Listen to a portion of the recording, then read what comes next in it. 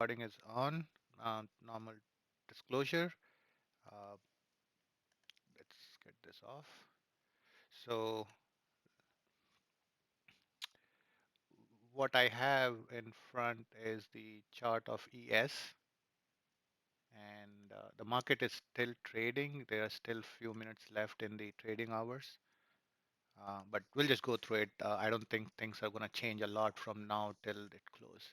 So, let's review the week for a second. Let's take a look at what happened this week and where we are in context with others, right? So some of the important things that I noticed is this week we are closing below the 20. We are decisively below. Earlier weeks we were closing at the 20. We would take on intraday basis. We would go below 20, but then close above it.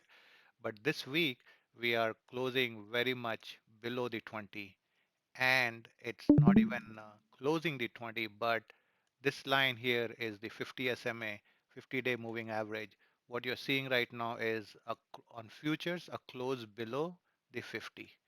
Um, this all put together uh, to me is bearish. So um, for the last couple of weeks, I have been saying that hey, because we have been testing these levels on a very short on a retesting these levels on a very shorter duration, like the length between these two tests has been reducing over the past time. What it means is too many tests will break it down, and that's what we saw this week. We are under the pressure now. So, in my opinion, going forward, we may continue to see some sell-off activity. Um, and let's uh, so if I remove the SMAs and just have some plain levels here, what are the levels to watch, right? So going into next week, what I would like to see is a test of this uptrend line and hold. You know, can we when we test this line somewhere next week, can we get a bounce, right? Can we get a bounce? So that is what I would like to see. See if this trend line does not hold, then um, then we have a probability of coming all the way here. Well, when it breaks, then that's when we'll talk about the possibility of coming at these levels, 3,500. But for now, the next support area, in my opinion, should be the test of this trend line here. This trend line here. Um, Now the question here is, okay, um, in my past videos, I have mentioned that you want to use the reference points to know if the market is churning or not. So in my last video or last recording, I would have shared with you that this is my level. These lows here are my level. Once we start trading below these levels, I know that the trend has changed. So now we have made a lower low, which is lower than the previous low. Now these are the highs here. Uh, if we get a test here, we want to see a high that is lower than this high in order for the trend to be totally bearish and go into a bearish trend. Now, obviously, these are short term. This is because we are looking on a very on a very smaller scale. So these are short term, and we have to assess it at each step. That are we turning bearish for a longer term, or is it just a sideways movement for a short term? Um, since we are here, let's take a look at what kind of damage has happened because of this move here on the weeklies, because the weeklies are also important to watch, right? So um, I'm going to go ahead and remove some of these lines so it's easier to understand. So yes, we can see on a weekly basis, we actually closed below a 4-week consolidation area, right? This is where we were consolidating, and with the box theory in picture, uh, where can we go next? Where what is the levels that we can watch? We can. I have this box theory. It's not mine, but it's good to use. You can make a box here and you can duplicate it, put the box down. So that's the the low end of the box is the target. Once you enter into the bottom area, that's the low of the end of the target. So this also comes in line with these levels here. So that's on SPY. And overall, if you see the structure of SPY from all the way from March lows till these highs, this pattern that I have drawn here is a rising wedge, and you should go ahead and spend some time reading on this pattern. That rising wedge or bearish pattern, and it's once we break these support areas, um, basically you can see some decent falls. Now there is also a possibility that we have only tested this higher trend line once, so there is also a possibility that we can still go higher. So we, we are not really, I'm not ruling that out, but point I'm trying to make is if and when we break below this trend line, that's when this will be a bearish pattern coming into action, and we should be looking for moves down. If otherwise, so that's basically down. Now let's see when can I turn positive? When would I think that okay, this move during this last couple of days, it was a short-term move. When would I think about that, right? So this bearish move gets negated if we trade above 3740. This low here is I think 3740 or in and around that area. Once we have a close which is higher than this level, that is when this down move here is negated. Basically, it turns out to be a false move. If we if we start trading above this level, that's when I would say, okay, this down move was a false move, or it was just to get you on the wrong side of the trade, and then you can think about testing these 3850 highs, and maybe even going higher and testing this trend line that I have here, right? But till we are trading below this level, uh, this you can think that the selling pressure will continue. Now, obviously, I spend a lot of time on SPY because that's a broad market indication, but we need to put in 2 plus 2 together, basically take a look to see what other markets are doing, which means take a look at NQs, right? What is the tech sector doing? So um, I'll wait for the chart to show up. Okay, so we see similar patterns on the tech sector also.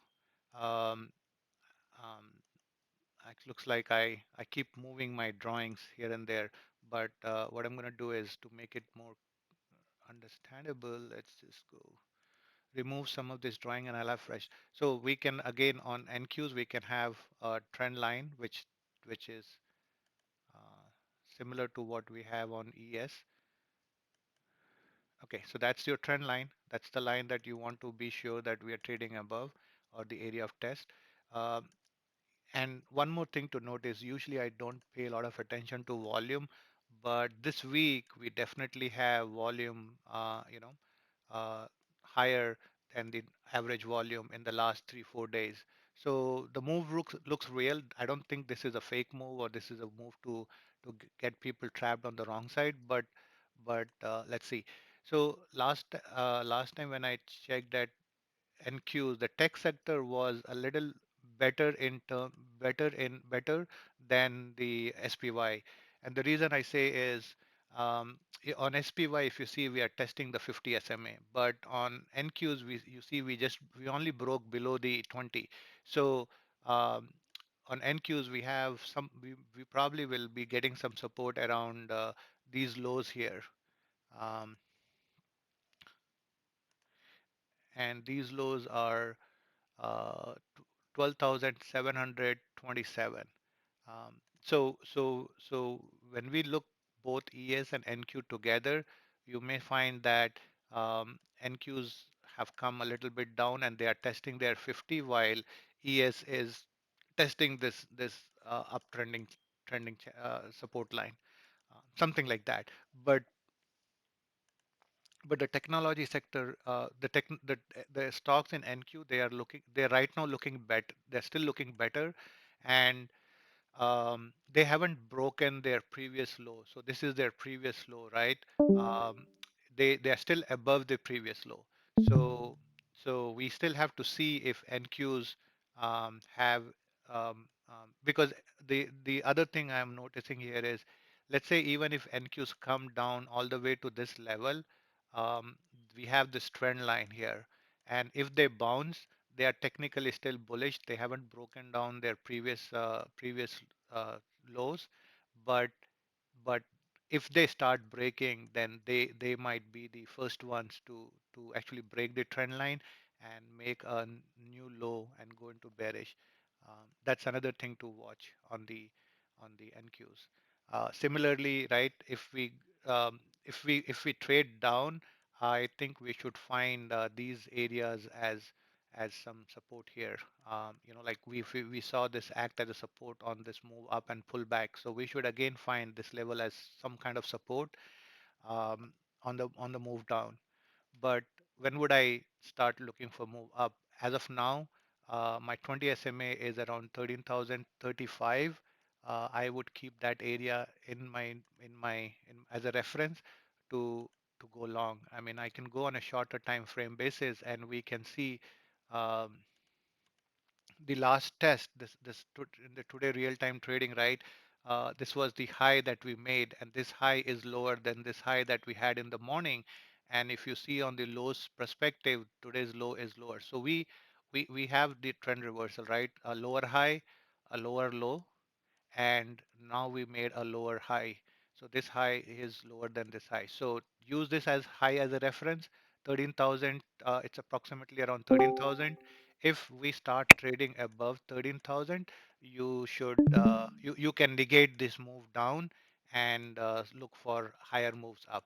Obviously, once you get above this 13,145, 50 or something, that's the double confirmation. But any move above 13,005 on NQs can be a good indication that we are turning to the positive side.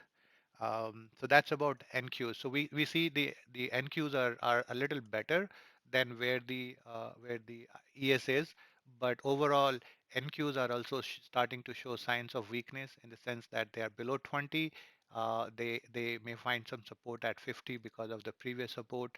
So looks like once you break 20, that's the common area where you may come and find some support. The last index is uh, RTH or Russell 2000. What did I miss? I'm going to put IWM because that's an easier one to remember. So we know that IWM had been really, really strong ever since the November election or the November lows. I was following this trend line, and today you can see that it's cracked below. Till yesterday, IWM was still better, and I was hoping that if we could get some bounce from these 20 SMA support, but unfortunately, not unfortunately, what we see is it did not hold. So the small caps have started to sell off, and now they have broken the uptrend line. They still have quite a bit gap here, like coming to $200 area is where I think they come and find support. If this trend continues to be bearish, we can see some meaningful sell-off and there is a little bit gap here between 196 and 200. So that's a high level on NQs, not NQs, on IWM, and IWM has actually also made a Made. downtrend line. If you see, there's a downtrend line on NQs. Use that as a reference point. Once we break that downtrend line, NQs can again be towards can go up. And now when we trade up, you're going to find this line acting as resistance. So you may see that they come and stall here, here, here, and still continue to move up. Um, so that's on NQs. Um, I we can take a quick look on the weeklies too, but we're going to see the same pattern all across on all the charts that this week we have done some damage in the sense that we are engulfing a couple of weeks of run. That's a significant damage, and we are basically um, indicating more downside move. Okay, so that's about indexes, guys. Anybody has any questions, feel free. I'll be happy to answer that.